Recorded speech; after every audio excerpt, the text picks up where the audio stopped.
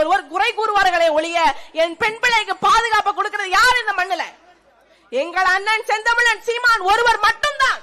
எங்க அண்ணன் சொல்றாரு பாருங்க, பெண் பிள்ளைகளுக்கு எதிராக ஒரு விரல் நின்றுச்சுன்னா அந்த விரலை சிதைக்கக்கூடிய சட்டத்தை நான் உருவாக்குவேங்கிறார். அதையும் மீறி எங்க பெண் பிள்ளைக்கு ஏதாவது ஒரு பாலியல் வன்புணர்வு நடந்து என் பிள்ளை செத்துச்சா, என் பிள்ளையோட பிணத்தை எடுக்கிறதுக்கு முன்னாடி அந்த கயவனை கொன்று புதைத்து விட்டு என் பிள்ளைய நான் எடுப்பேங்கிறார். இப்படி சொல்லுங்க. பாலியல் வன்புணர்வுக்கு எதிரான சட்டங்கள் ஒண்ணு தீட்டணுமா? ஒண்ணுமே இல்ல. மரண தண்டனை ஒண்ணுதான் அதுக்கு தீர்வுன்னு சொல்றார். இப்படி ஒரு போல்டான ஸ்டேட்மெண்ட் திமுகவோ அதிமுகவோ சொல்லுவாங்களா? நிச்சயமா சொல்ல மாட்டாங்க. யாரால சொல்ல முடியும்? இந்த மண்ணையும் மக்களையும் நேசிக்கக்கூடிய ஒரு மாபெரும் தலைவன் வழி வந்த பிள்ளையால மட்டும்தான் சொல்ல முடியும். அதனாலதான் எங்கள் அண்ணன் செந்தமிழன் சீமானவை சொல்கிறார். நீங்க சிந்திச்சு பாருங்க, நாம் தமிழர் பிள்ளைகள் இந்த ஈவேராவை பத்தி மேடையில பேசிவிட்டாங்கன்னு அடிச்சுக்கிட்டாங்க, நெஞ்ச வாயிலையும் வயிற்றுலையும் அடிச்சுக்கிட்டாங்க. எங்கள் தந்தை, எங்கள் பெரியார் அவரை பத்தி இப்படி பேசிவிட்டாங்க, அப்படி பேசிவிட்டாங்க. என்ன உன் தந்தை, என்ன உன் பெரியார், என்ன உன் தந்தை? தமிழ்நாட்டில் வாழக்கூடிய எல்லா பிள்ளைகளும் ஈவேராவின் பெரியாரின் பேரன், பெரியாரின் பேத்தி. யோ, இங்க பாலியல் வன்புணர்வு செஞ்சு கொல்லப்பட்டு பிள்ளை எல்லாம் பெரியாரின் பேத்தி தானே? நீ சொல்றது படி ஏன் நீ வந்து போராடல? ஏன் நீ வந்து ஆர்ப்பாட்டம் பண்ணல?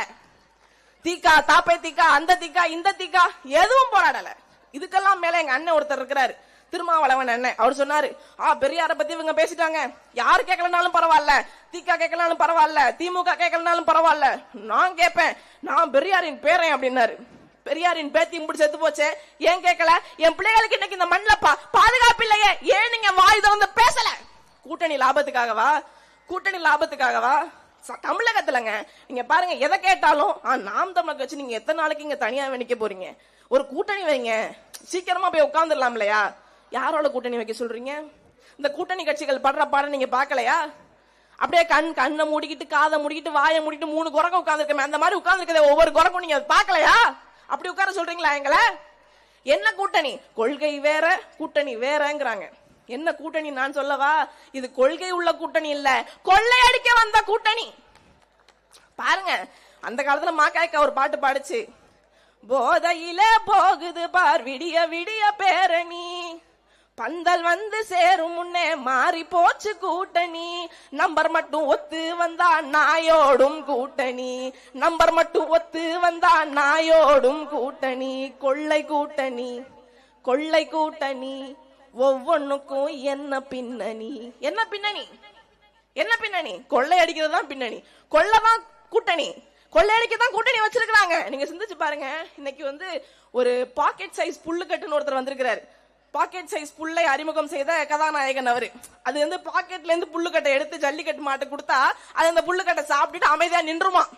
எவ்வளவு பெரிய கான்செப்ட் ஏங்க! ஒரு புல்லுக்கட்டு எத்த தண்டி இருக்கும்?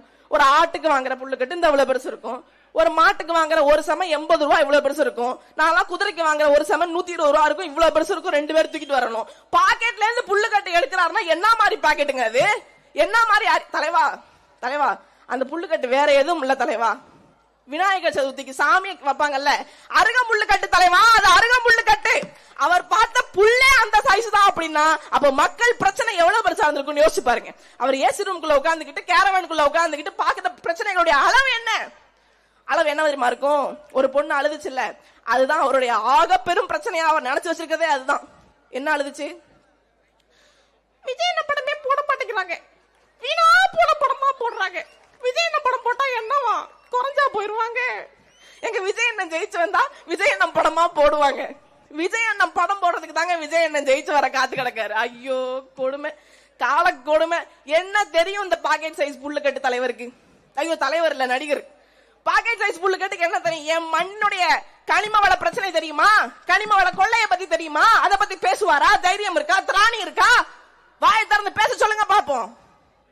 இங்க என்னுடைய ஆற்று மணல் களவாடப்பட்டுக்கிட்டு இருக்கேன், 6 காணல் காடா மாறிக்கிட்டு இருக்கேன், மலையை உடைச்சு மடுவாக்கி கடத்துறானே, அதை பத்தி கேள்வி கேட்டிருக்கீங்களா? நான் கைதா இருக்கிறேங்க, நாம் தமிழர் பிள்ளைகள் கைது செய்யப்பட்டிருக்கிறோம், அதுக்கு ஆர்ப்பாட்டம் நடத்தி போராட்டம் நடத்தி. என்ன தெரியும் உங்களுக்கு? எங்க வந்து என்ன பேச்சு? அரசியல் பேச்சு. சிந்திச்சு பாருங்க, திமுக மட்டுமா ஆத்துமணல் கடந்தது? அதிமுக பங்கு இல்லையா?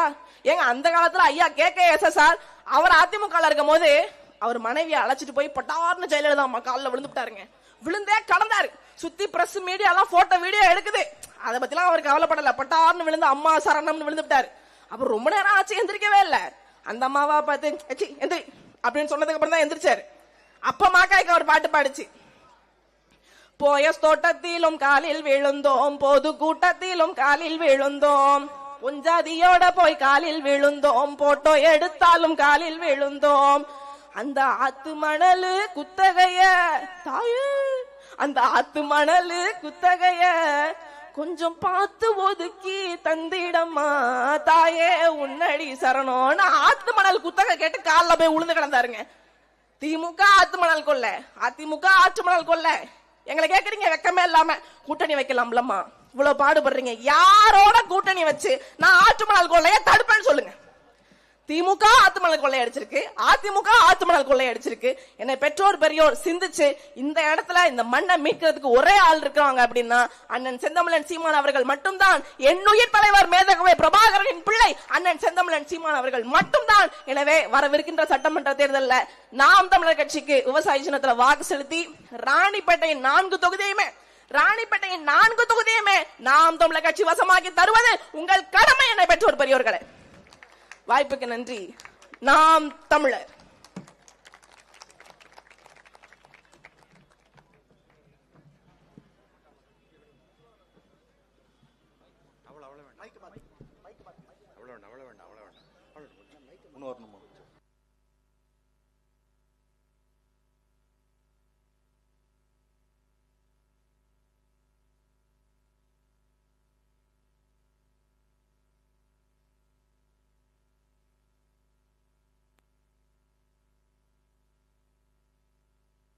வச்சிருமா